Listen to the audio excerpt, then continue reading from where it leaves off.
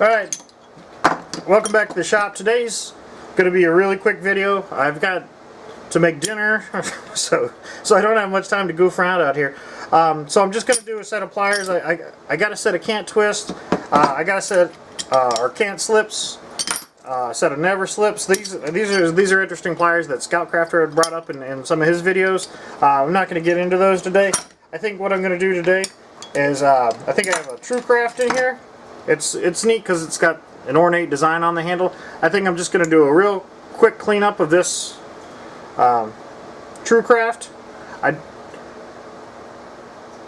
Standard cleanup today with the sandblast, wire wheel, finish it up.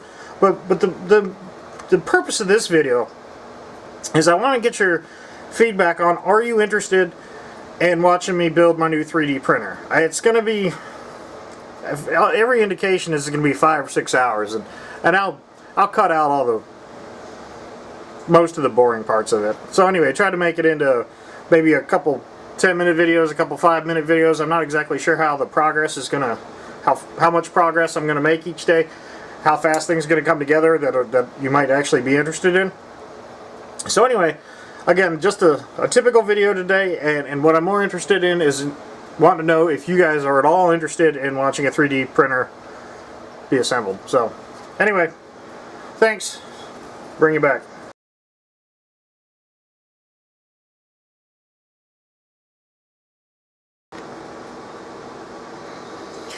Alright, so I ran the truecrafts through the sandblaster and then the wire wheel, and they cleaned up pretty good. But there's quite a bit of damage on here. A lot of pecker tracks. Somebody's crushed it with some sort of a pipe vise there, it looks like. The jaws don't completely close. It appears because these are squeezed so damn hard that the butt meets here before the jaws actually meet. So that indicates to me that maybe a little bit of material could be taken out of the inside here and help this sort of fitment. And then apparently they were trying to cut rebar or something with this thing, and the jaws are just rounded over pretty good. So I think the appropriate thing for me to do here is come through, use my old belt sander, clean off some of the marks here as best I can while preserving some of the more ornate inlay here, and then sort of reevaluate.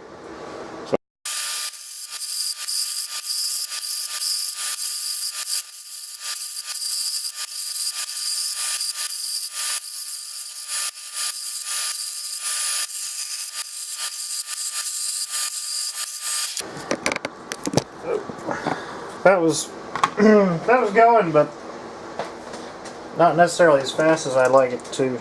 It's not about a rush, but you know, sometimes there might be an indentation that's so deep into this that it's not wise to go ahead and take that against the flat platen there and then try to grind it all down. So this has got a little bit more give to it. So.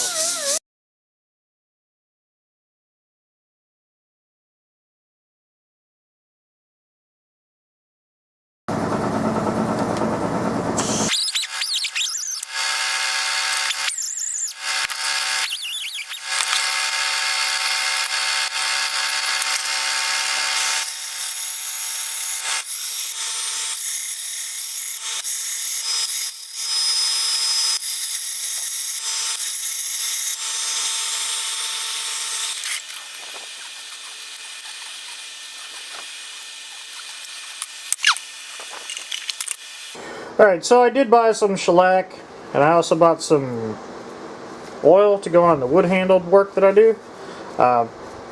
Again, pressed for time. I shouldn't be making videos when I'm pressed for time, but I think it's important to keep the channel sort of active, and maybe it's a little too active, and I should take my time and slow down a little bit, but, you know, I'd rather get more work done than make excuses to do less work, if that makes any sense. You know, what's the alternative where I say, well, you know, I'm just not going to do anything today, or no, you know what, I'll get to it tomorrow. Yeah, that sort of feeds into itself, and the next thing you know, you don't get shit done. So, and yeah, I'm going to hear a lot of arguments. Well, you know, better just leave it, not and not do crappy work. I don't think this is crappy work. I'm just saying that I'd feel a little bit better if I had time to really sit down and go through the history of the world about truecraft and post-World War II Japan. I don't know. I mean, this just isn't going to be a history-laden video. Not like the rest of mine are or anything. But anyway, this is the truecraft. It's a good-looking tool. I think it's cool they went through and took the time to actually cast in some grip on this thing instead of just dipping it in some cheap epoxy or whatever. I don't know the vintage of this tool. I don't know. There's no sort of dates or anything on it. It's been beat to hell and back, and that's why I didn't feel bad about grinding on it or abusing it the way I did during this restoration, because now it's more useful than it was 20 minutes ago. So anyway, again, thank you for watching. Comment, like, subscribe. More importantly, leave some comments. Let me know if you're interested about the 3D printer build.